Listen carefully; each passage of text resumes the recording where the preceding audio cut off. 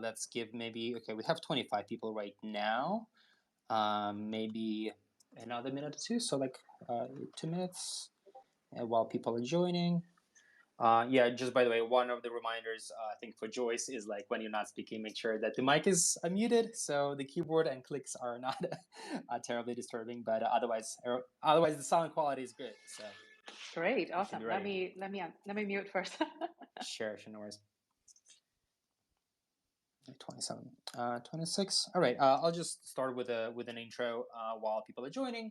So we do this Twitter Spaces almost every week, or at least we try to do them every week about this time, and we talk to different founders or hiring managers in crypto, Web3, DeFi, NFT, blockchain companies of all sorts of companies that are successful already and that are scaling at different stages, of course. Some are early stage, some are mid stage, some are like big size companies. So today we're talking to Gro Protocol. They are stablecoin yield aggregator that trenches risk and yield. I have no idea what it means, but today we'll find out for those who are into DeFi. So I think there's going to be a lot of learnings today. And another exciting thing, last week we started giving out proof of attendance tokens, POPs, for those who listen carefully and who are engaging in our conversation. So make sure to stay around and listen carefully. We'll explain how to redeem them. We changed a little bit the process for redeeming them. So stay tuned. Make sure you pay attention, and you will be rewarded with a proof of attendance NFT that are free to mint. Yeah, make sure to retweet the announcement tweet, and you should be good.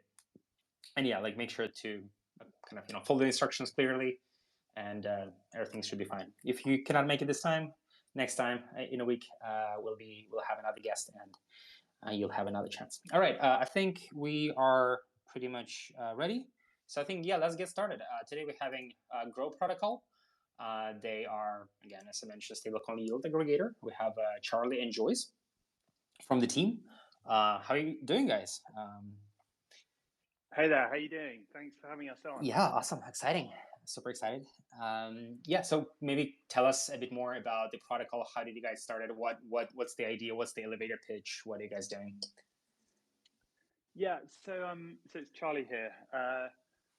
So yeah, tranches risk and yield. What does it mean? We probably need to work on that if it's not clear. But as you say, we're a stablecoin yield aggregator. So taking a step back, like why are we here? Why are we all coming to work every day? What we want to do is we've said in our mission, we want to empower people to easily create and share wealth. And what we mean is there's so many kind of wealth creation opportunities in DeFi, and they're kind of hard to access for a lot of people. It's my friends can't do it, my dad can't do it. You don't just kind of pick up your phone and start earning 5-10% yield on your cash. And so people are taking these like 0.1% rates from the bank. And we know that this opportunity exists. Our founder, Hannes, has been in this space for years. He's been yield farming since DeFi summer, and he's been in crypto for years before that. But we want to share that with more people. We want people to know that actually, you work hard for your savings, and you work hard every day to set aside some money each month. And we think you should be getting good returns on that money. We think your money should be working for you. You don't need to gamble it on Dogecoin. You don't even need to kind of put it into Bitcoin and Ethereum. You should be able to get a good return on your savings using DeFi. And so we want to expand that to the world, and we want to show as many people as we can about how you can make your money work harder and create and share this wealth that exists in the DeFi world. Amazing. Are you guys currently live? And which networks are you live on? Yes, we are live. We started out on Ethereum as everyone did, and we realized it's a great network in that it's very secure and tried and tested, but it is expensive, and it means our mission to kind of empower people to use DeFi. It's harder to do when you have to explain to them that it's $150 for gas fees, and so we've moved to Avalanche recently. And next up, we are exploring whether to kind of go deeper into Avalanche and put more and more products there, or maybe we'll look at one of the layer twos. And I should add, we're also on Argent ZK Sync, so you can access Gro through a layer two solution already via the Argent app. Awesome. Why did you guys decide to go with like Avalanche before going towards like layer two solutions, like Optimism or? Yeah, so I think the layer twos are super interesting. In terms of like EVM compatibility and just deploying existing code, Avalanche is probably more progressed, and so it was a relatively straightforward move to put code onto Avalanche. I think later this year, or Q2, Q3 this year, the layer twos will have caught up, and will potentially overtake. I don't want to make bold bets, and I think we're kind of chain agnostic, but it felt like the right move at the time was for Avalanche. There was a lot of community support for Avalanche. It was the one chain that kept coming up again and again when we talked on the forum to token holders. So yeah, that was where that came from. I'll ask as I said, okay. I'll ask a controversial question. Why not BSC? Why not BSC? I think one thing, I can chime in quickly here. I think one thing is that we have always thought about growing Gro as not just a project or product that the core team dictates where it goes. And much of the time, we'll love to take into feedback from our community, understanding where people believe we should be, as Charlie mentioned. And one thing is that we have definitely heard a lot more about Avalanche, about ETH layer 2s than we did on other chains. And I would say we just really taking community input into consideration, as we believe the users would want to serve them very well. So we definitely want to make sure we go as, how they suggested us to be. As fundamentally, we are a DAO as well. So a lot of these discussions, we are making sure we're not just the team saying where we should go, but making sure we taking everyone's input into consideration. Amazing. That's actually a very, very strong answer and very strong kind of reasoning, following where the community leads you, where the demand is at. Awesome. So like, when did you guys launch? Like, was it a few years ago, a few months ago? How old is the team? The team has always been a bit young, I would say, by now, even though now.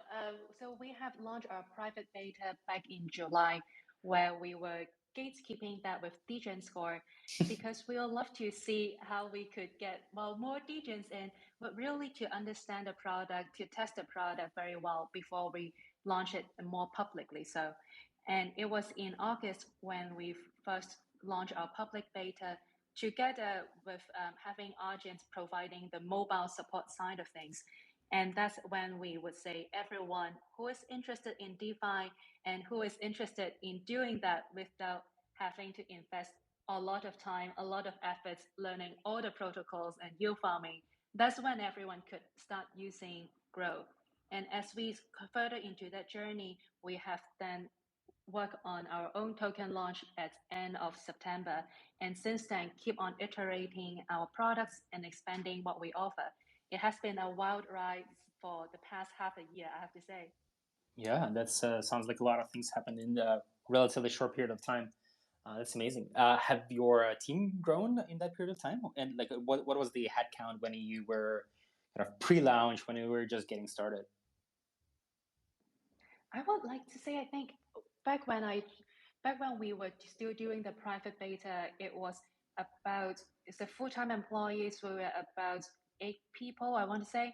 And then afterward, we have been growing definitely, because we have been bringing on board a community manager. As we have seen time and time again, it is crucial to keep our community updated about what is happening. So that is really important. And then we have also been building up our engineering bench, as we could not deliver without our engineers. So then it has been very much of our focus to bring more engineers on board, both at back end, on front end, and also full stack, and also more on the product design. We're also looking to get more people in too. So it has really, I would say, been expanding on all directions. And I think one last thing to add is also looking at how we can, as a yield aggregator, being in the right yield strategies are important. So that's also somewhere we are looking into expanding as well. Yeah, amazing. So like right now, it sounds pretty cool that you were started with 8 people, which is actually quite a lot, I think, for a start. And what's the team size right now? Team size right now, I think we are at around 12 people, considering all the new hires that we have made, we have got in the last few months. And we're I think actually right now, 15, Joyce. We've been we're 15 we've already. been hiring fast, yeah. Right, because yes, up. no, you're right. With the offers that we have made, it has been real. Right, it is, as you can tell, we are growing so fast that sometimes it's hard to lose count on all the offers we have made, and then as we are also waiting for more new hires to finish their notice period and then join us at Grow to start building future finance. Amazing. And currently, the whole team is like remote, or you're all in the same city, or around a certain time zone? How do you guys operate? Yeah, so I think that's one of the reasons you don't always realize how many of us there are now, because we're not all in the same office together. We have a mix of remote and let's say kind of GMT London centric. We have probably about 50% of people will come into the office in London, once a week, and 50% of people are fully remote. So they're based in China, they're based in Spain, they're based in Germany, they're in England but not London. So we have a kind of mix of people, and it tends to be the engineering roles are more remote and the non-engineering roles are more London centric. But having said that, I think that will change, because even within the London team, the nationalities are very diverse. So we have Swedish people, Australians, people from Hong Kong, people from England, and so no one is kind of fixed to one location, especially. Yeah, amazing. And what's your any challenges while having half of the team like remote and half of the team in the office? How do you make sure that the communication is effective across all roles? So I think we consider ourselves a remote first team, and that means that because there's so many key people who are remote, it means that you don't have that problem where 80% of the team are in the office and a few people feel left out. The people that are in the office together are often just working in smaller groups on like marketing, say, for instance. But actually, our new head of marketing is in Albania, so the office is more of a social thing for people who want that. But in terms of how do we keep that culture then for people who aren't in the office, well, we're trying to meet up in person every few months. And so we did Lisbon in October after East Lisbon. We did London in December, and we're doing Berlin in March. And we fly people in the team out if they want to come. We obviously give them accommodation. And it just means you spend a bit of time together. Then when you go back to working remotely, you have, you've put a real life person to the avatar, and you feel a lot more connected to your teammates. And I think that helps with communication and with moving fast and making good decisions. Amazing. Well, what's your tool of choice? Are you on Slack or Discord internally as a team? We are on Discord probably too much of the time. I spend my life on Discord, and it's also, as Joyce said, we are a DAO. We take a lot of input from the community, and so I think having that situation where your internal tool is also your external tool, it makes it a lot more fluid. You're building together, and we have some community members who basically work for us now because they spend so much time helping us, and so by being all in the same digital environment, it means that you're kind of all part of the same decision-making process. Whereas I think if you had your forum and your internal Slack differently, then you might have more of a divide there.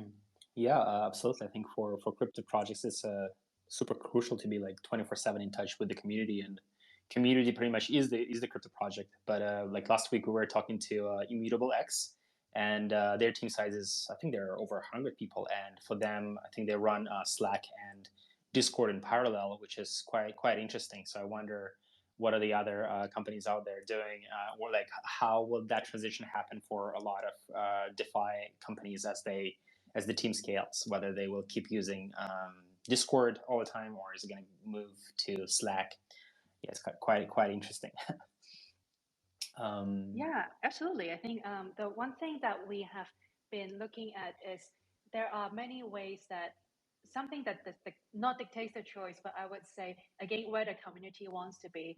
We have also got our community, part of our communities are on Telegram, and sometimes our partnership inbound or outbound also occurs there.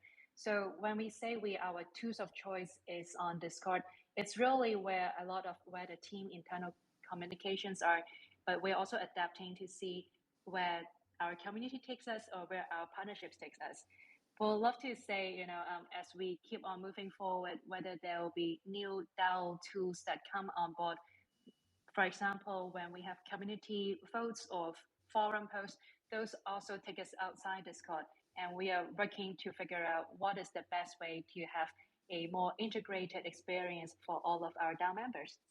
Yeah, awesome. I think a lot of people are figuring that out. So keep us posted on the tools that you're going to be using in the future.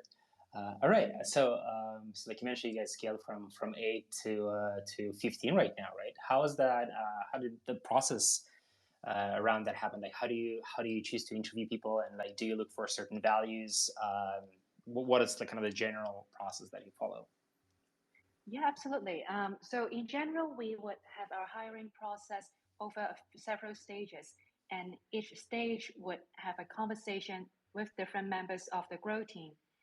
And we are hoping to get more people to meet with the candidates because as a very tight team ourselves, we believe that it's very important to have our values and culture aligned.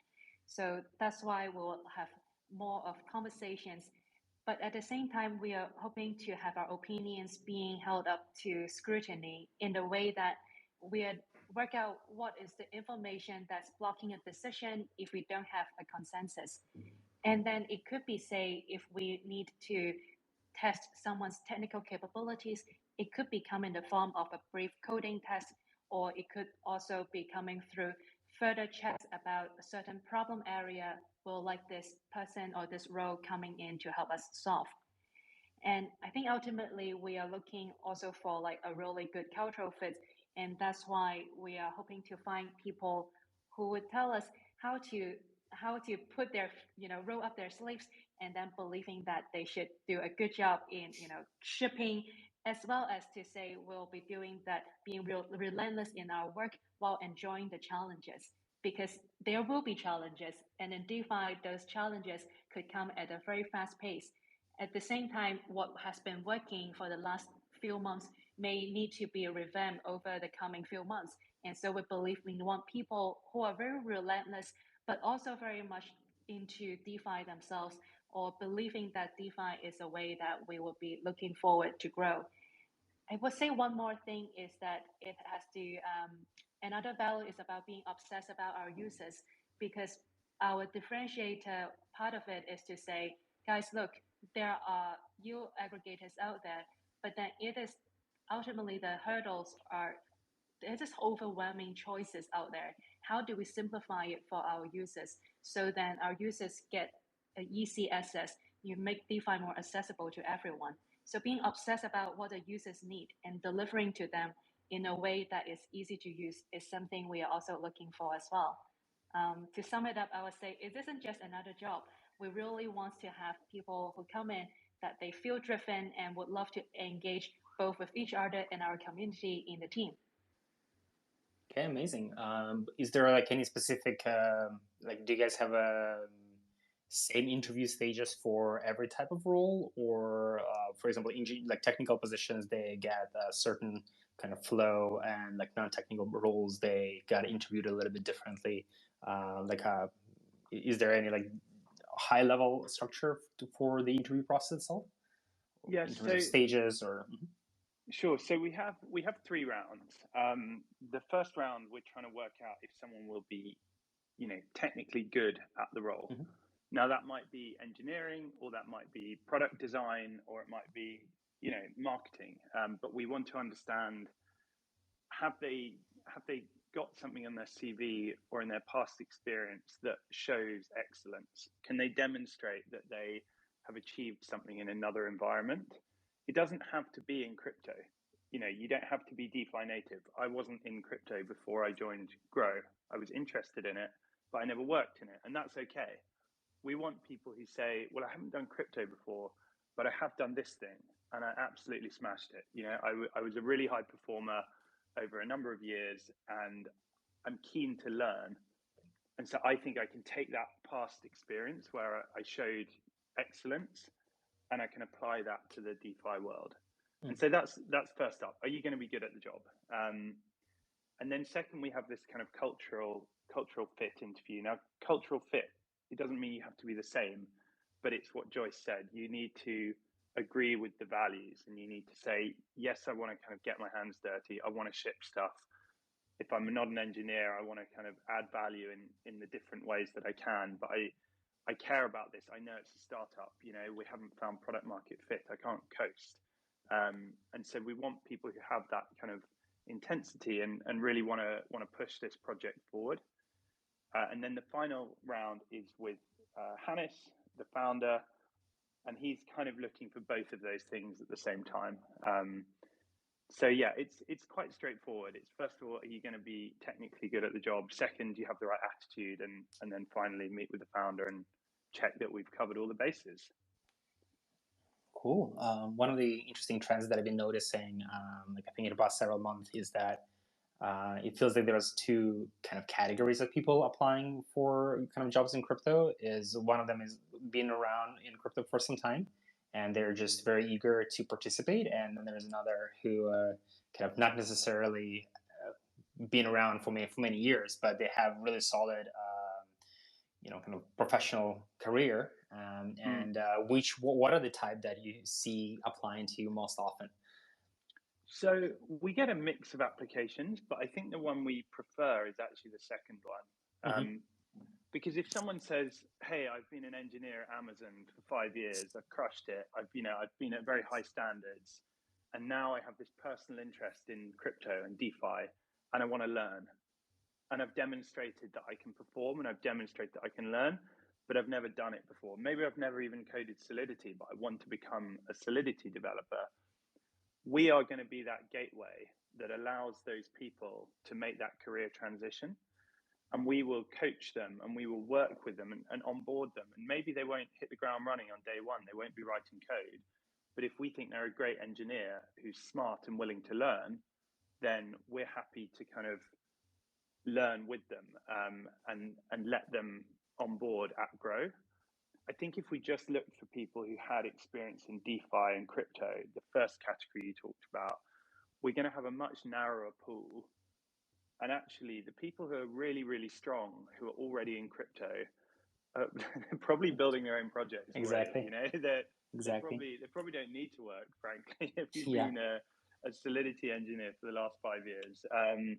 And so, yeah, we tend to focus on people who show aptitude in another space and want to be in crypto. Now, if they've done a bit of DeFi, that's cool as well, of course.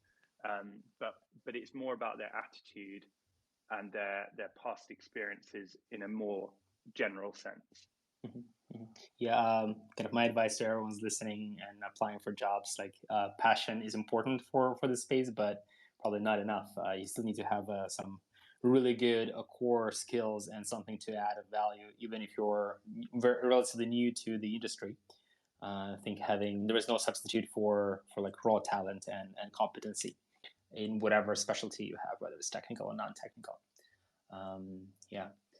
Do you have any like interesting favorite interview questions that you tend to ask candidates?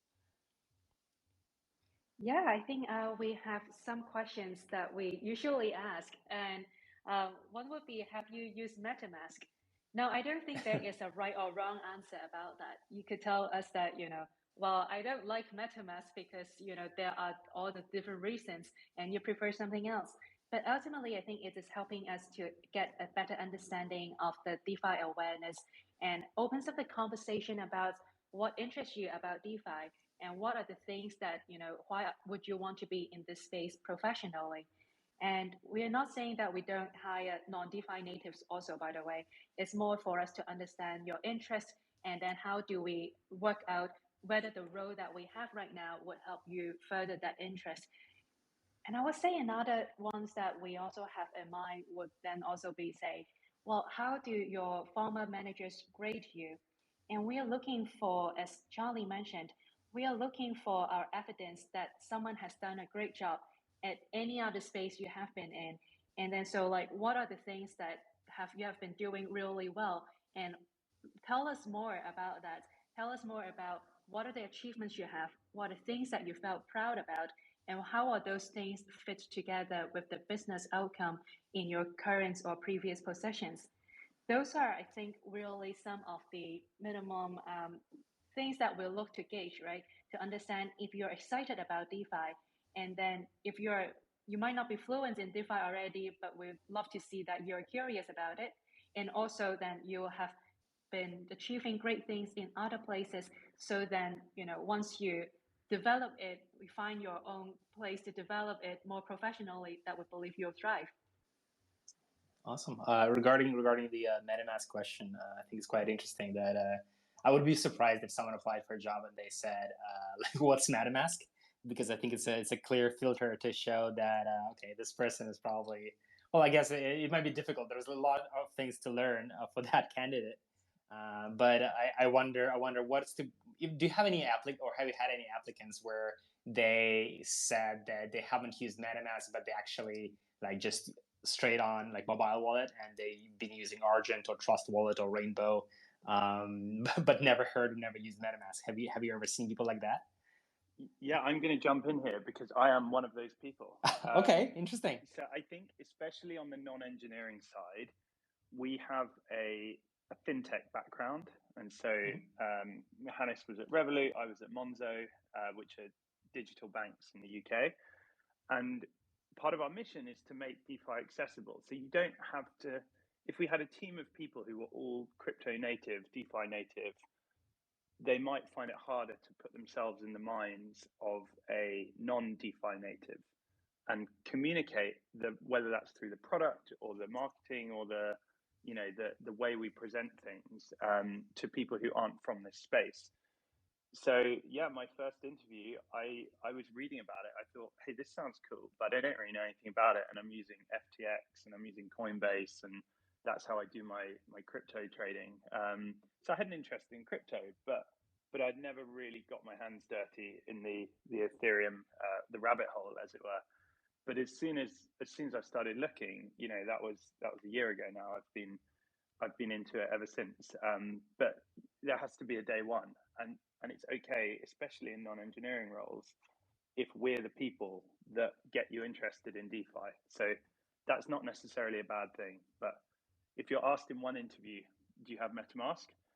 And the answer is no, then I think by the next interview, you better have MetaMask by then. Yep. All right. I think one of the kind of related questions, or somewhat related questions that I think a lot of people in the community wonder is about the position of anonymous contributors in teams, right? Do you have any anons like working with you guys right now, or would you hire someone who is like anonymous? So we're not against anons at all.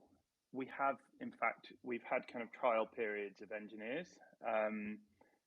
I think the thing that's harder is to kind of fit into the team culture, and like we said, the relentlessness and the intensity of shipping. We're not at the stage yet where we have a big established product or brand. We're not one of the blue chip protocols, and we don't have that track record. So we're not a kind of Yearn that can ship in that way. We have to work closely together. If you can deliver that kind of intensity and culture with being a non, that's fine. But I think if your video is always off, that's a bit tougher. Like, I don't mind informal work arrangements. I don't mind people only working the weekends, or them being part-time, or them being contracted by the DAO.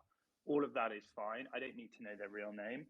But I think if I could never speak to someone, then I don't know if we could work as quickly and as effectively. Yeah, I think you raised a very good point about the video. I think a lot of people, especially developers, for some reason, are very camera shy. Quite often, usually the more in depth, the more hardcore the dev is, and I used to be one myself. The less likely or the less willing that person is to do like a video on, especially like on the intro calls.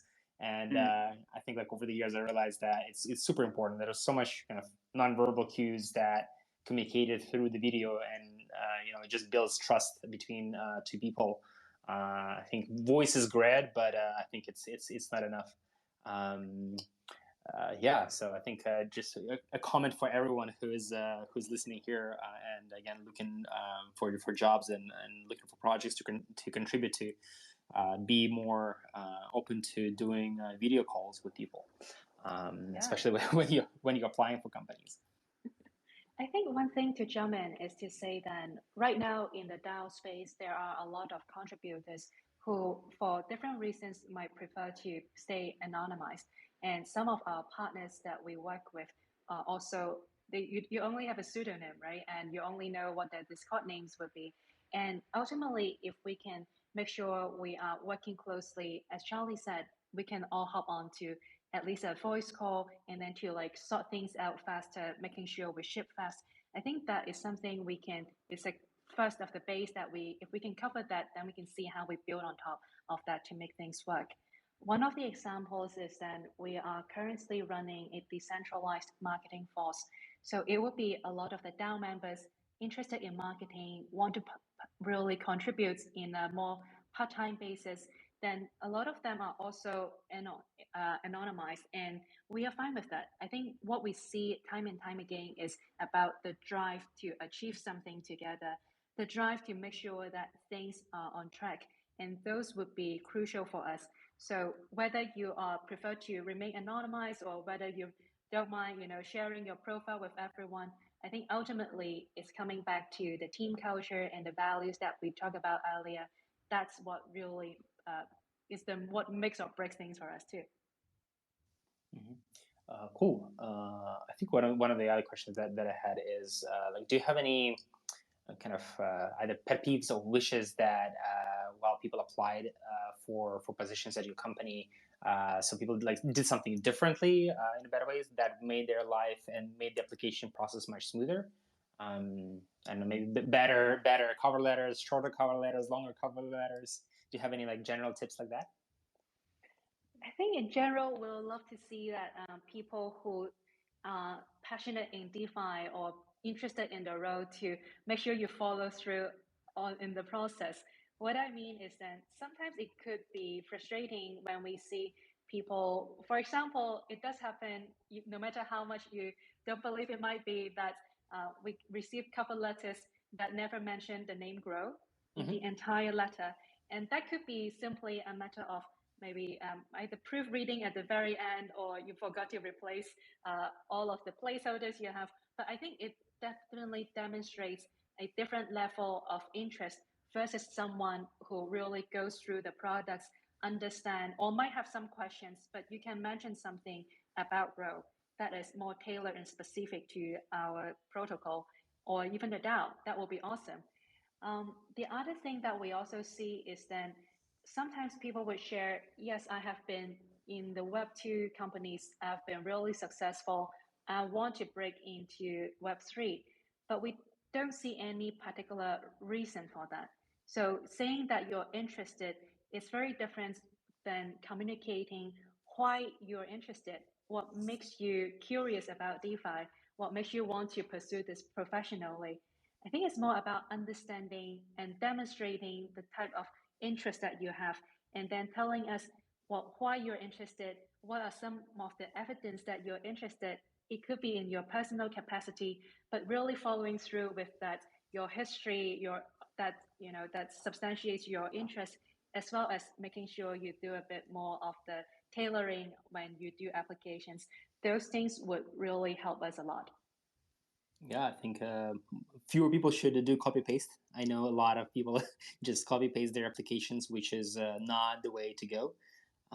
Yeah, you want to do a lot of research about the company and make sure that cover letter kind of resembles that, and communicates that you've done your research about the company.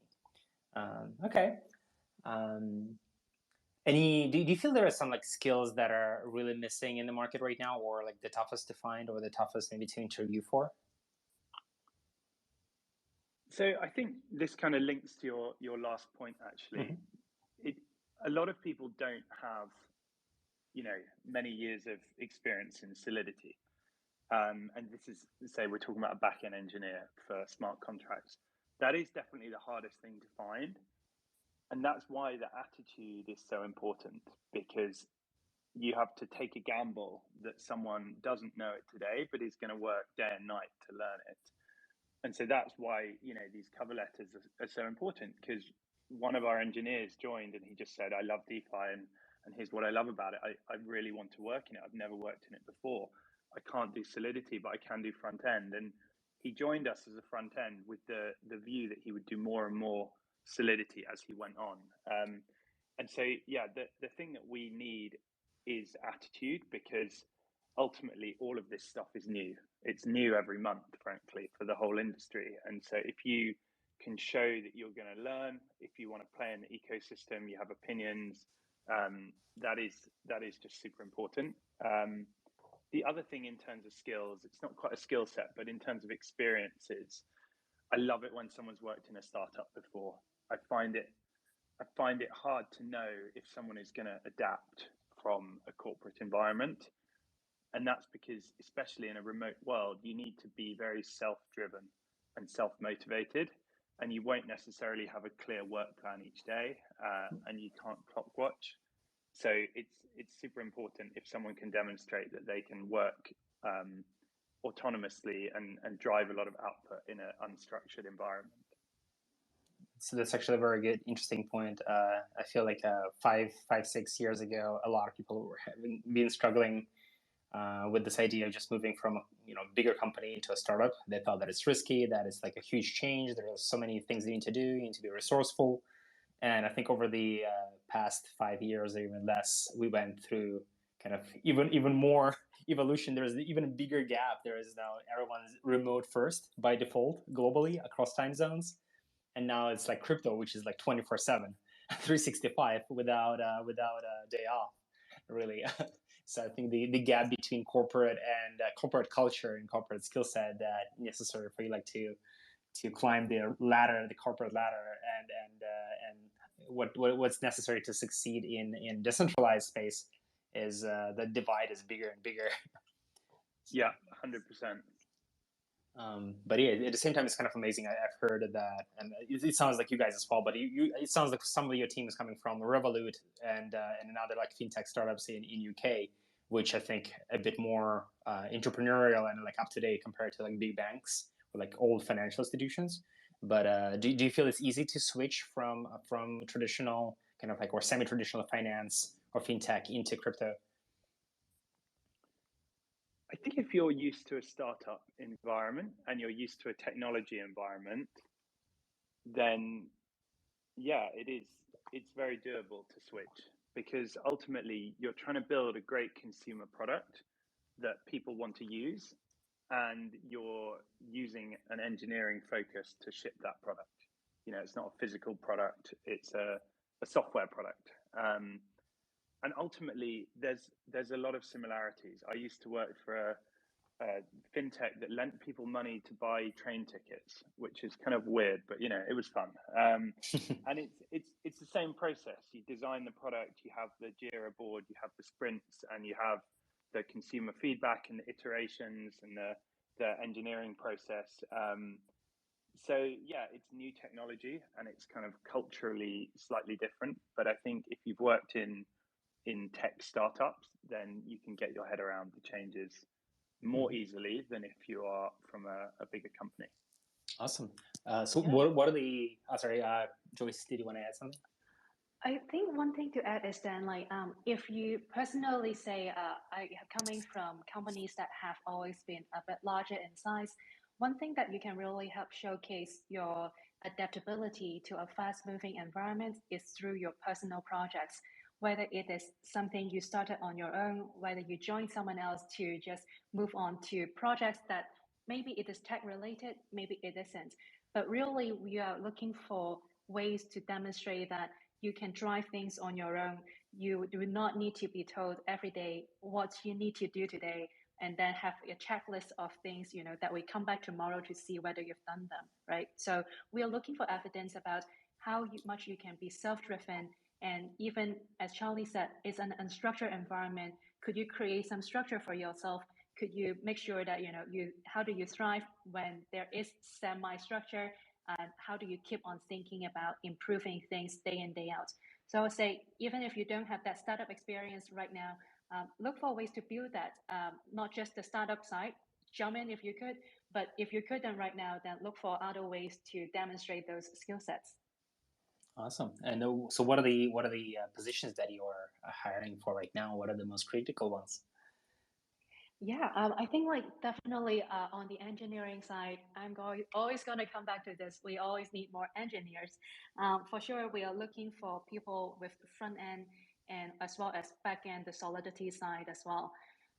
Aside from that, we are also looking for people who currently have a DevOps or DevSecOps experience, because security is also something that is crucial in DeFi environments. We definitely would love to make sure all our users feel their funds are safe with us, right? And then on top of that, we are also looking for UX UI designers, as this is crucial to get people, especially those who are not already in DeFi, to come into the space. We cannot just give them products they need to study for hours before understanding, let alone using them. So how do we simplify things for everyone along the journey? That's also important to us. And we are also, we're always looking out for more people. And if at this point there is no right out one position that works for you, we also love to just hear from folks, because who knows, maybe we can find a way to build up a role that actually works with your skill sets and that feels a need for Gro Protocol. Amazing. I just wanted to make a remark that it's interesting that all the positions are around the product, which is great. Are you hiring for anyone who are not part of the product building process, I don't know, maybe copywriters or additional community managers or marketing, BD, anything like that? Or are these positions already filled and thriving within the organization? I think we're definitely also looking for that front, because that means I can sleep more at night.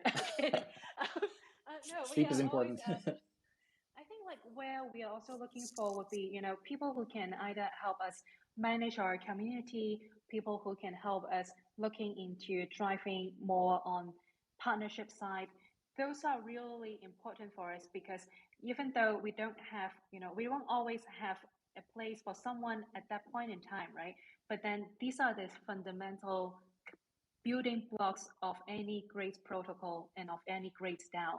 So even if you have CVs, you say, I feel like I could contribute in a way that is outside engineering or outside building the product, share that with us. We'll keep your CVs on file, and as we could see more of the bandwidth required, then we'll be sure to reach out. So yeah, if you like the sound of Gro and want to pitch yourself, even if there isn't a role you see on us advertising, just come through. And I would also point out one thing. Sometimes people say women are not the ones who, feel most comfortable raising their hands if they don't find themselves fitting 100% of the descriptions.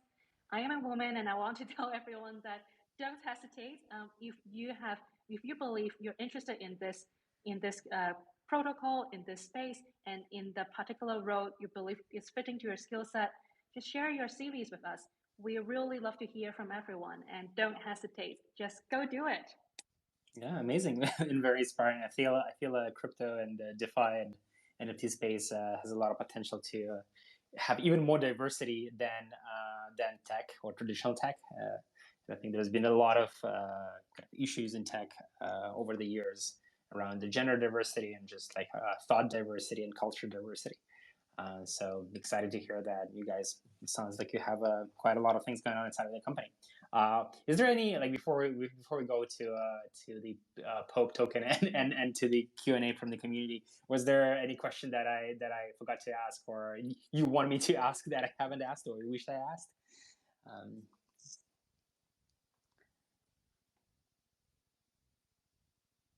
think you guys are muted, by the way. Maybe Yeah, you're no, thinking. I'm just thinking. I'm just thinking. No, I mean, I think just to reiterate, like, what are we looking for? We're looking for someone that is super keen and really interested, and that is ultimately the most important thing. And if you can evidence that, whether it's with your cover letter, whether it's with following up every other day because we haven't got back to you, whether it's with your side projects, whether it's, however it is, its attitude is the most important thing. And if you can also show us that you did something else well in the past and now you want to do this well, then you're going to get hired. That's what matters to me when I'm interviewing, and I think that goes for the rest of the team at Grow. Amazing. Cool. Well, thanks so much. I think this has been very insightful. So, super insightful about how you guys are scaling the team and what you guys are looking for. Before we proceed to the Q&A from everyone who's here, as promised, I'm going to share some details about how to claim the Pope token for today's event. So basically, what do you need to do? You need to go to Grow's company page on Crypto Jobs List, and obviously check out all the positions that they're hiring for. But at the same time, we have a widget where you have to just enter your email and your Twitter, and you'll receive a link to claim your Pope token. So this time we try to optimize this process a little bit better, so it's maybe hopefully easier. We'll see how this goes, so we can keep tweaking the process and making it fairer, easier to do.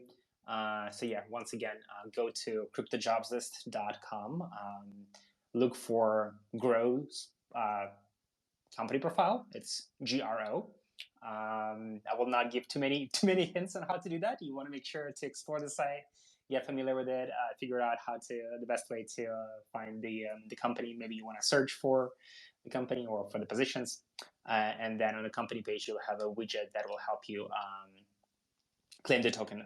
Do either tweet at us or try to DM. We'll try to respond to some people as much as we can if you guys need help while claiming it. But yeah, awesome. Okay, so let's proceed to Q&A. I think we have about 20-30 minutes, so we'll see how it goes. All right, so please raise your hands, ladies and gentlemen, who are in the chat. Who has a question? Maybe multiple questions.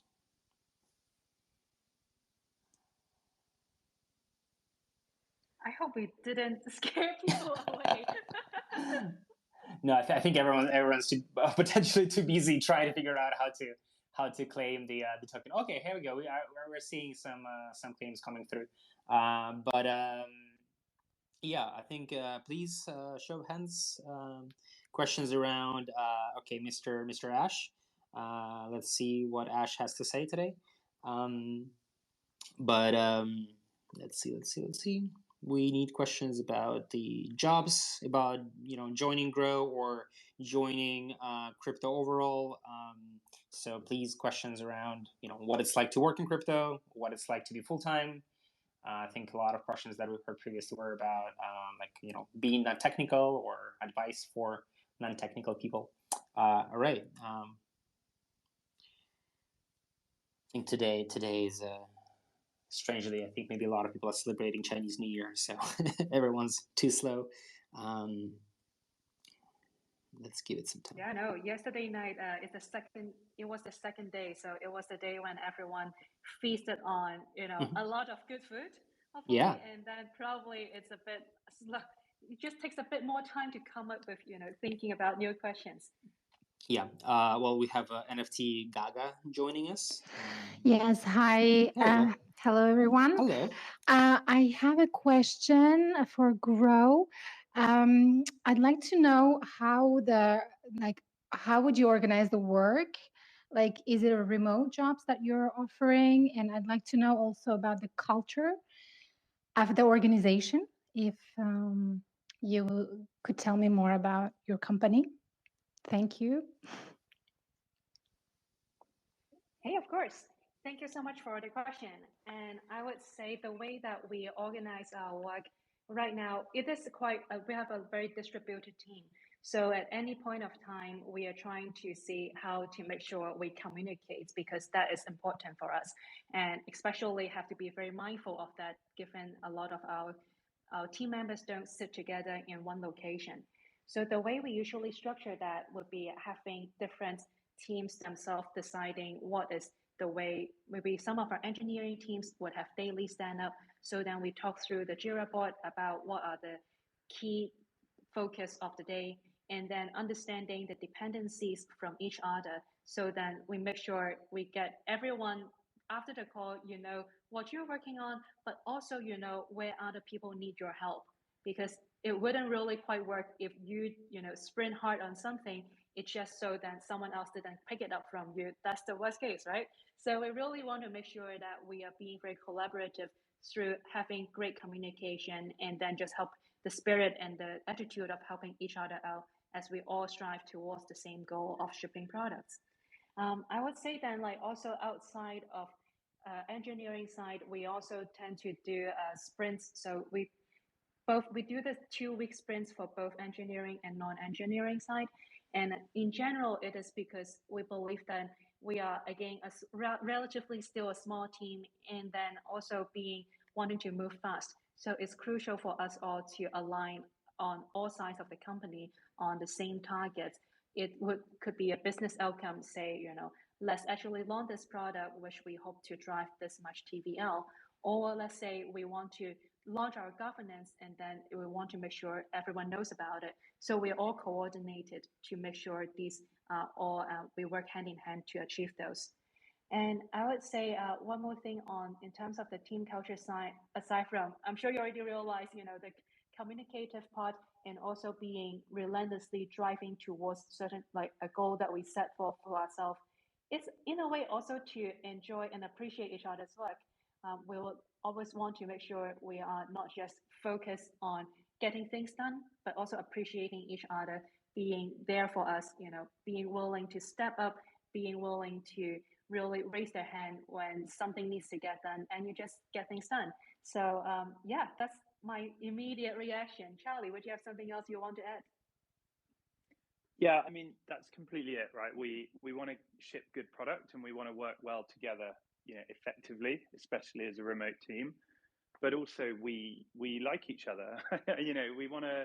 We want to send stupid gifs on the chat, and we want to meet up in Berlin, and we want to have a good time on our calls when we're in between like shipping products. So I think it's quite a fun culture, kind of quite fun and quite intense. But everyone wants to come to work, and everyone wants to deliver cool things. Awesome. Thanks for the question, NFT Gaga. Oh, by the way, I have a question. What's your favorite meme right now? Mine? I mean, I think for both Charlie and Joyce, and maybe for NFT Gaga too. You get NFT. Okay, my favorite meme is when a company asks their employers to come to work in the clothes that they were wearing during the pandemic, or during their Zoom calls, and majority of people, they have like suits, and underneath they have shorts, which was really funny. I really love that meme. Come to work in your dressing gown. Yeah. I haven't seen this one. Cool. I'll send to you. Please do. I'm just a sucker for the middle IQ meme. That any middle IQ meme, you can put whatever you want on it. I think my favorite one was, we were arguing about our social media strategy, and the guys on the left and the right just said tweet stuff, and the middle IQ in the middle had this kind of 3-month plan with all the different metrics, and I just love that joke, whatever the context. Is it the one with the Gaussian distribution graph? Yeah, with the bell curve. Exactly. Yeah, awesome. Cool. Yeah, it's pretty good. All right. Okay, we have Vignesh with a question. Thanks for once again, NFT Gaga, for the question, for engagement on Discord as well. All right, Vignesh is coming in. Hey guys, so I don't really have a question. I just really love the artwork. I don't know who does it within your company. I just love the branding and the artwork that you guys do. Thank you very That's much. so It's sweet. Thank actually you. Chris that does it, and I think he might be listening in right now. So there you go, Chris. If you're haywired, if you're listening, that's shout out to you. Yeah. By the way, Chris, if you can ask for speaker access, that would be great. Like we can. I have questions around being a designer in crypto. I think we're getting quite a few designers in our Discord as well, asking about opportunities and how to get started. So it would be interesting to hear your experience as a designer in the space, if you're able to speak right now. But everyone else in the meantime should be raising their hand to ask a question. I think he might be on his laptop. All right. Yeah. Rather than on his phone. All right. Questions. Yeah. How do you find kind of design and like working around with designers in crypto space so far? I think it has been actually really amazed at all the talents that we see, because ultimately there are part of it would be the illustrations that we do. Then we also work with illustrator Liam Cobbs, who has been just blowing us away every single time we see illustration coming from him. And aside from that, I also think when we see all of the amazing branding and then a lot of the marketing works that we do with the design stuff, Chris is also smashing that out of the code. And I think a lot of times it is realizing how much we could already have people who are interested in this space. And I think where we see most of the time is that whether you're willing to put yourself out there and try on working with different DAOs, so then they could, however you're building up your own portfolio. I think that's what essentially helps us understand what your skill sets are, how you would fit into the team, and then fundamentally, like whether there is a good match of the styles in terms of what we have already established versus what you want to go further. So I think all those things are something we're looking for. But ultimately, I keep on being blown away by the talents that we see in this space. Just want to say to every designer out there, great work. Awesome. I feel with the design, like basically from what I'm seeing a lot is that not a lot of companies are hiring designers, or they're not, at least not advertising it as aggressively as they probably should. But at the same time, there's quite a lot of designers who want to be in the space. So I find it's kind of quite interesting dynamic. And especially a few years ago in 2017 and 18, I remember that at some point, at least on our side, design was like one of the top searched keywords. But at the same time, very few companies were, again, having open positions for design. And at the same time, back in 2016 and 17, I think UX was like kind of number one topic that everyone talked about, that how difficult UX is in crypto. And it's pre NFT, pre DeFi. MetaMask was around, but people were found that it's so new and so hard to work with. Anyway, Chris joined us. Did I hear Grows. someone speaking about UX UI? Sounds like a perfect time to jump in. Perfect. Yeah. Please tell us about what's your experience like as a designer in crypto. Yeah, totally. First off, thanks for the compliments on our visual branding and illustration. I just want to quickly give a shout out to an illustrator that we work with, Liam Cobb, who creates all of the brilliant 2D illustrations you see of these kind of weird and wonderful sci-fi fantasy worlds. Liam's awesome. He's done work with the Ethereum Foundation as well as a lot of other crypto projects and teams. And also, totally dig the theme. Sorry. Yeah, I totally dig the theme. Like that's why, like saying it looks pretty cool. Yeah, thank you for that. Yeah, really appreciate it. On that note as well, we're always interested in creators and potentially doing collaborations with creators and designers of all sorts. We have quite a high appreciation for design generally and UX UI, not only from like a visual branding side of things, but also in our product. And on a couple of things that we've spoken about around the complexities associated with the Web3 world, it's a pretty awesome challenge being a designer in this space, particularly UX UI, and it's a very exciting space to be in for creatives of all types, you know, whether you're illustrators, product designers, animators, you know, videographers, et cetera, et cetera. It's been exceptionally challenging as far as like product building is concerned. We're relentlessly trying to find out ways to make traversing and exploring the world and the endless stack of transactions that come at users in the Web3 space. And it's kind of like, you know, we think we've really nailed and created the best new UX UI to do a series of transactions, only to find like next week a new bit of technology has been released that we now can like utilize and integrate into our product and UX UI to make it better. So I guess like in summary, being a product designer in this space is awesome. It's super challenging. It's very different to like particularly like traditional kind of finance space and Web 2 in that you have a lot of infrastructure that's already being built that you can tap into that makes UX UI sort of simple and streamlined. As a designer, you're really working very closely with developers and also tapped into the technology of all of the various layers, chains, and networks to try and like just keep up with whatever is new and make the product better. Really like week by week, it's really fast paced, and also the rate that we ship product as well is really quick. So just kind of like a shameless plug for being a product designer joining our team.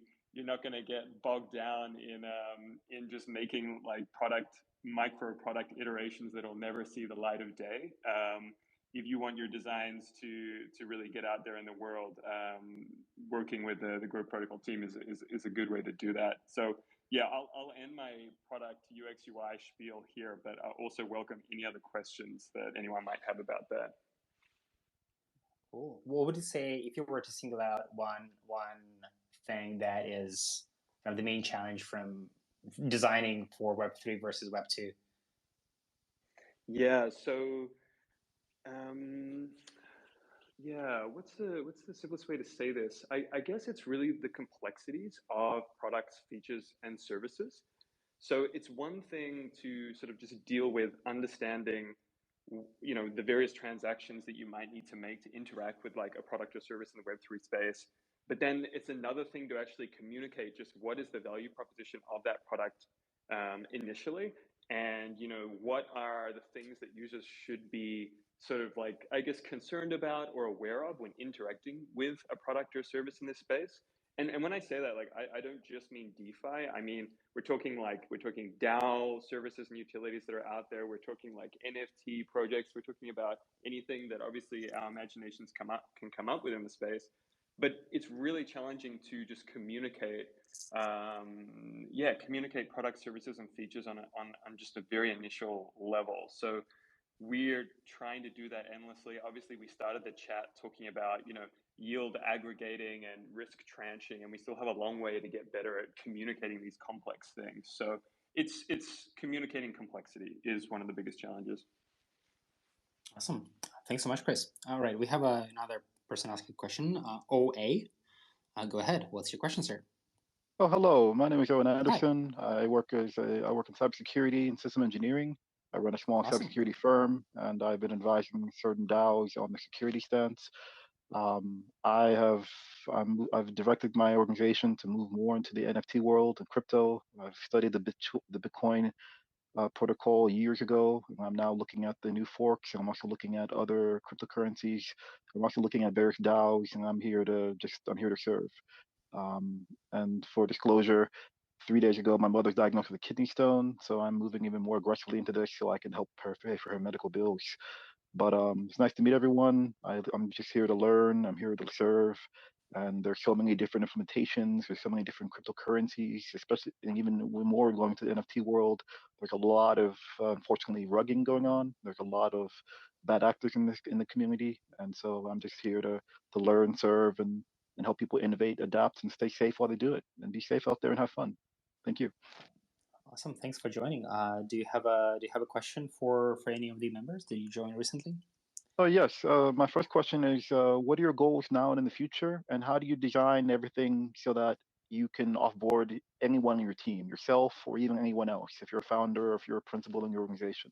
A lot of people never think about how a lot of people, especially with a DAO, I've seen that they become a single point of failure. That they have like you have the influence people, you have one or two developers, but they don't think about how to design everything. So even they are not necessary, because that just sets off the DAO in a good way. Very good question. Yes, it's a great question. And as Joyce said, we are actually keeping an eye out for security engineers, for DevOps, DevSecOps. And so if you want to apply, whether that's a B2B relationship, then of course we'd love to hear from you. But how are we dealing with it right now? We are focusing on using multi-sigs and using time locks. So any critical function that a contract controls, we make sure that that is behind a time lock and controlled by multi-sig. Now, of course, these things have to happen gradually because you need to actually ship the product initially. But now we have tens of millions of dollars. We need to make sure that these things are all done properly and there's not key man reliance, as you say. And I think that goes both ways. Firstly, there's the trust, and of course we trust the core team. But as we've seen recently, those things can change. I very much don't think it will happen to us, but there's always that possibility. But then also the kind of vector for an attack, if a single person has too much power, even if they're a good actor, you don't want that point of weakness to exist. So yeah, it's about multi-sigs and time locks as our initial kind of way of dealing with this, and compartmentalizing contracts into different multi-sigs, whether that's more operational is a smaller multi-sig, and then bigger is for larger transfers or other functions that contracts can do. Yeah, and I'll jump in and say one more thing is that however much that we really try to, because we are really trying hard to build into all the different mechanisms that Charlie mentioned, and also that would vibe with the decentralization themes that we have been talking through, mentioning over the course of this call on DAOs and communities. One more thing, though, is we have to build confidence and trust has to be earned. So I think having these steps laid out is important, but also like giving trust and confidence through saying we are very serious about security. Through we are doing a lot different audits before we launch, after we launch, and then also just making sure we have shown a commitment towards security has always been crucial. So say, for example, the very first DAO votes we have right after the token launch was about security. We was asking for the DAO to allocate and increase our bounty on Immunify from 60,000 to 1 million, and also to give us the budget to hire Trail of Bits, one of the leading auditors in this space, to make sure that everyone feels confidence that Gro Protocol is safe, and we are taking this very committed approach to this. So I think those are really crucial ways for us to keep doing that. It's not a one and done deal. It's going to be a continuous commitment, and that's what we want to make sure we put this message out to the world. I think Ole had another question, or you still have a hand raised? Well said, Joyce. Yes, ma'am. Well said, Joyce and Gro. But remember, your devs. I lecture the devs all the time. Devs have a duty to society. They have a duty to think above the spec. They have a duty to make code that's modular. It's resilient. It's compartmentalized. It also is scalable. It can grow big or small. And more importantly, it's a design. You hope for the best. You plan for the worst. So you need to. That actually requires a certain development system and a certain development process. In other words, I'm not talking about agile development. I'm speaking about, for example, if you have 3 developers, one of them is making code, one is trying to break the code, the third one's reviewing and auditing in real time. So you're doing a lot of the hardening, and you're baking security in, just like when you make lasagna. You layer flavor and tomato sauce in with the pasta and spices and cheese and ricotta, and then layer more tomato sauce, and you layer it at every level. And auditing is that's great, but remember the bad guys don't care about auditing. They don't care about. They don't have to get it right 1 out of 10 times. And you're right, ma'am. Reputation is everything. It only takes one time you get rugged for your brand to crash and burn, and you want to have contingencies in place for every scenario. So you all are in a good direction, but just be careful of your devs. Rotate them out. Please double check your repositories, and also have a-holes like me come in and try to break your stuff. It's better to have an a-hole like me hurt people's feelings and tell you how to be better than have the bad guys come in and swoop in and exploit something your devs never even thought possible. Because that's how the bad guys operate. But thank you. Toda raba. If you have any questions, please DM me. I'm here to serve. Thank you. Awesome. Oh yeah, we love a good lasagna, and absolutely, we have our bug bounty on at Immunify. So if anything interests anyone who's interested, please do come over to our Immunify page and check it out. We'll love to hear from you if there's anything you'd like to share with us.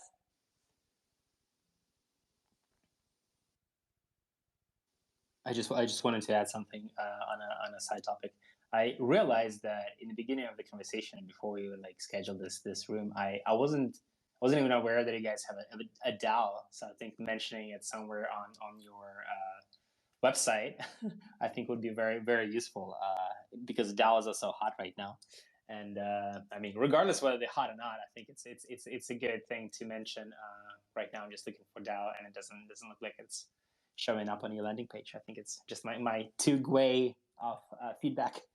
All right, who else has questions today? So far, this has been pretty good.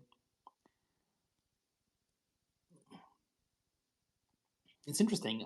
We usually get a lot of questions around, from non-technical people asking what's the best way and how can they stand out. But today we have none, so it sounds like it.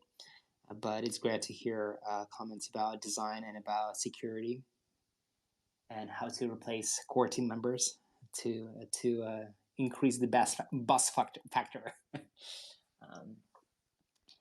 I'm still happy to talk about, if anyone's interested about non-technical, if it's particularly for non-technical side, how to break into the space. I mean, both Charlie and I were actually, a lot of us really come into this space, having a lot of the traditional finance background or just Web2 background. So happy to talk more about that if anyone in the audience would love to learn more. Yeah, maybe you can share a bit more, what are your tips that you have for people who have non-technical background and joining the space? Is there what's the best way to stand out, regardless whether they are, I don't know, from marketing background or finance background or consulting background? Is there one single thing that they can do, or maybe a few steps that they can do to increase their chances of being noticed? Yeah, I would say in general, would love to see anyone who has, you have your own skill sets that you have built over years and of really a lot of hard work. And I think the best way to stand out is then to say, well, how do you tell people you're interested in DeFi? It's by doing it. It is fairly easy to say, okay, we have a lot of materials to people to learn about DeFi, and you can take all the courses you can find online. You can go through all the materials, which, by the way, I highly recommend. I benefited a lot from those as I was trying to get myself into the space. But at the same time, definitely feel free to get your hands dirty.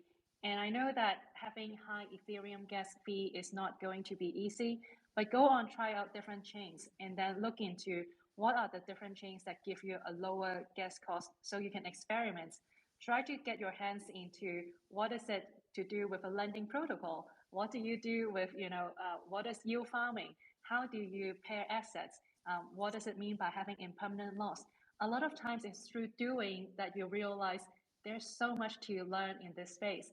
And having that experience, the hands-on experience, would give you much more context on what DeFi is about, what are people talking about when they think about yield farming, yield aggregator, what does those yields even mean, as we talked about earlier.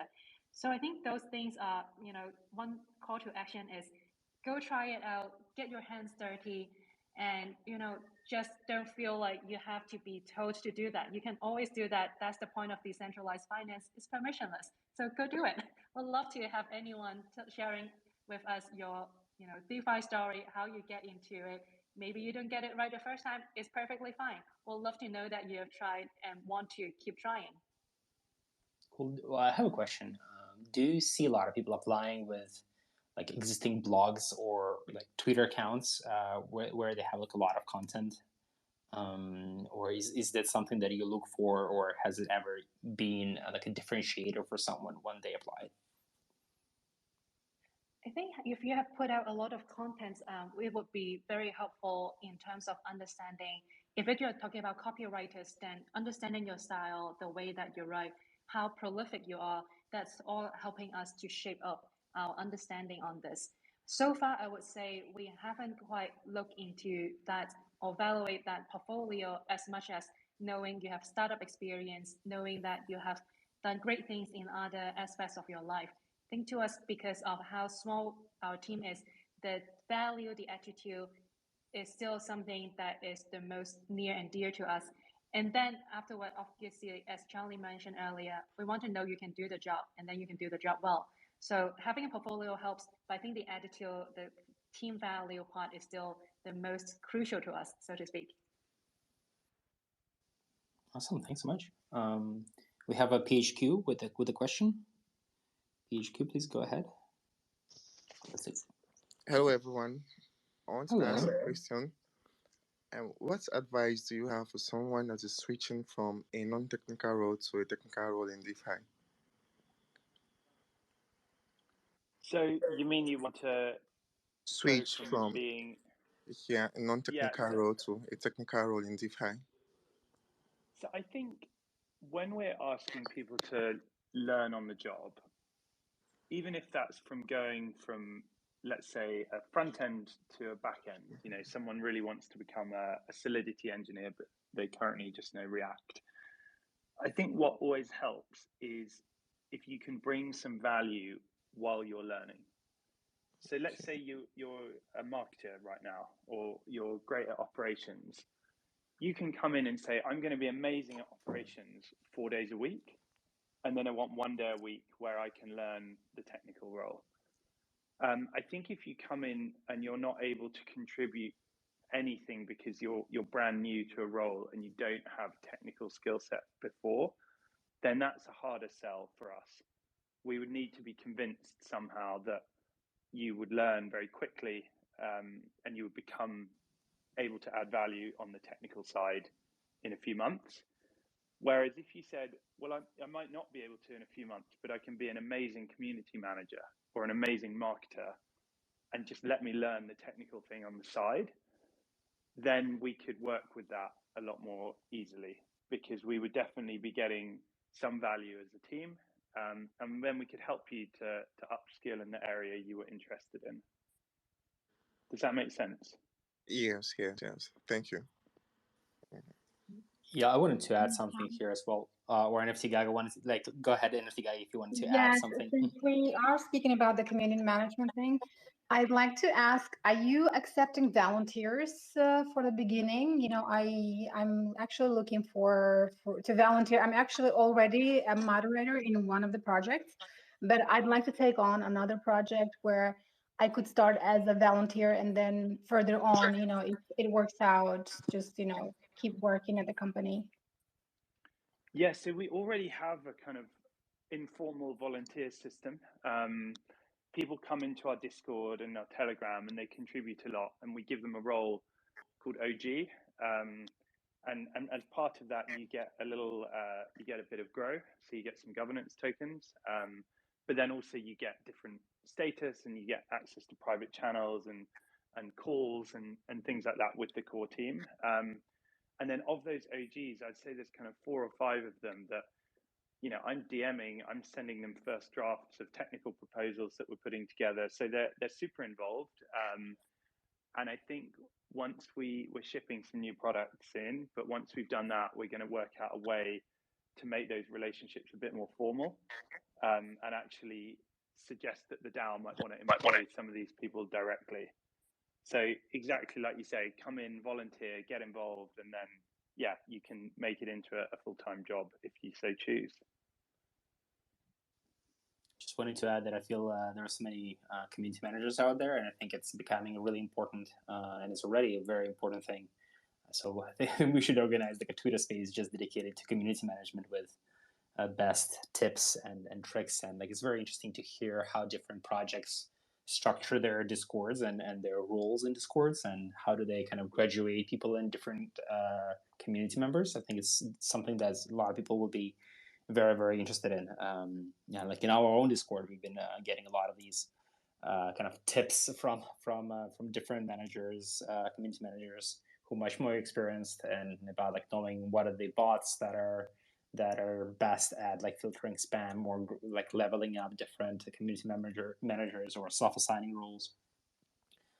Yeah, so I think look out for that. We'll try to organize something like this, and we're definitely looking for moderators and panelists who are experienced in community management to share their wisdom and experience. Yeah, I just wanted also to add to like reply to PHQ's question about transitioning from non-technical into a technical position. Like I myself, I code a bit too much, and I think one of the best ways to if you're not like hired yet at some company, one of the best way to learn is to start contributing to open source projects. And pretty much every single crypto project out there, they have an open source repository, or part of the code is open source. So you might want to just go in, review, understand what's going on in the project, and potentially even like do a pull request. That I think sending a pull request is one of the high signal activities that it can do. You'll definitely get noticed. And if your pull request, if your contribution is useful and valuable, that is definitely a very clear road to be noticed and potentially joining either part-time or full-time, depending on your level. Yeah, so like for example, even us, we have at Crypto Jobs List, we have our internationalization is open sourced. We're trying to open source even more.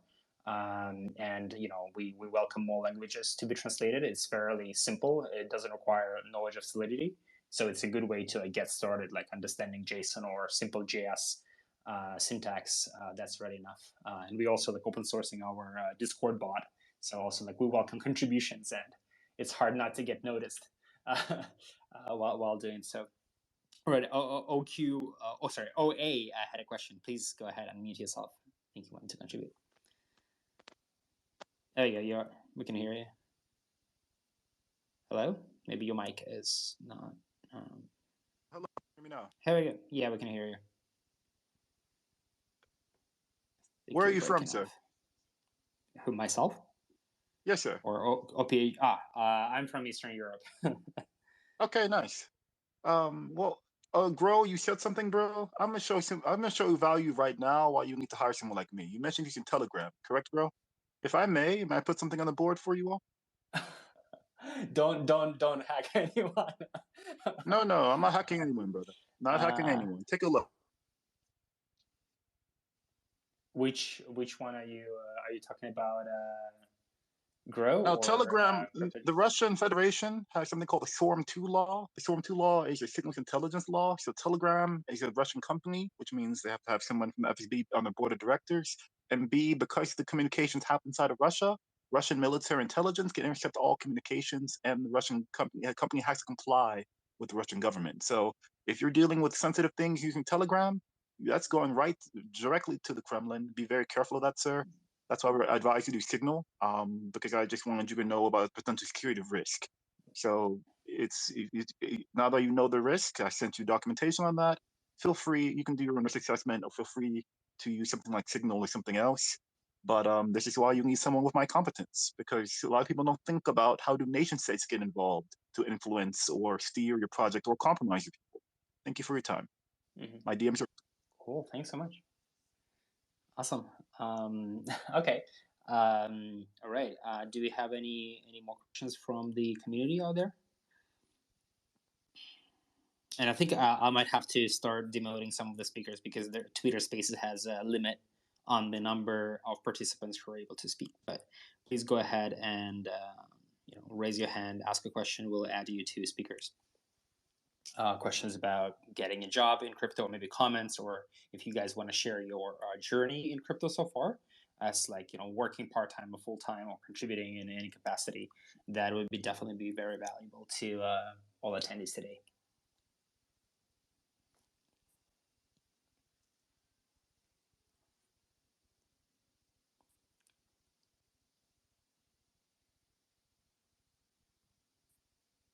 Charlie, Joyce, by the way, how are you? How are you doing? Do we still have like another maybe 10, 15 minutes? Yeah, just I definitely. actually have a hard stop at 12:30, but maybe Joyce, if you're around, Sure. that would be awesome if Happy you to could stay on. take over. Sure. Yeah, but I think we'll be wrapping up pretty much soon. It seems that a lot of people already asked the questions, and if there was, I think we were pretty much exhausted all the questions so far. So, but yeah, I think shall we just like start wrapping up? And I know you need to run, Charlie. Yeah, thanks so much everyone for attending today. We're gonna make sure that you know, we're going to be doing these on weekly basis as much as we can, and this is also going to be recorded. I think there was a okay. So this is going to be recorded. So check out. We have a podcast. We turn these into podcasts. Work in Crypto is the title. So on any of your favorite podcasting apps, this will be available, and this recording also will be available on Twitter itself. But yeah, do go out to subscribe to the Work in Crypto podcast on your favorite podcasting app, and may also give us a review, right? Yeah. Also, maybe you want to give out the instruction for Pope once again. Once again. Just once again, to claim your Pope for this event, you want to go to Grow page on Crypto Jobs List. So Crypto Jobs List has company pages. We have pages with jobs. So you want to find Grow. So it's a little bit of a challenge. I mean, like it's a mini task to ensure that it's not too easy, and make sure that you guys are only engaged audience actually gets it, because last time we saw a lot of people just claiming it, and it seemed a bit too easy, and maybe people claimed it several times. So go to cryptojobslist.com, find the company page of Grow, check out their positions, apply to their positions, and you will see where to claim your Pope for this event. So do that. We're already seeing quite a lot of people claiming them without a problem, it seems. So which is great. But do DM us in Discord as well if you have any issues, and we'll try to repeat the process. We try not to make it completely too easy. Anyway, I think we're all clear here. Thanks so much. Charlie, Joyce, I hope you enjoyed it. I hope it was useful for you. Maybe you have some more people in your DMs offering you their skills. Absolutely. Awesome. Yeah, thank you so much for having us. Awesome. Yeah, thank you for hosting us, and thank you everyone for joining. Please go check out our jobs page, apply if you're interested, and if you find something that, you know, if it doesn't quite suit your roles, then just join our Discord, get in touch with us, and we'll see if we can fit you in somewhere anyway. Awesome. Thanks, Charlie. Thanks, Joyce. Thanks to everyone who asked questions. All right. See you next time. See you next week. And yeah, again, this will be recorded, or it is already recorded.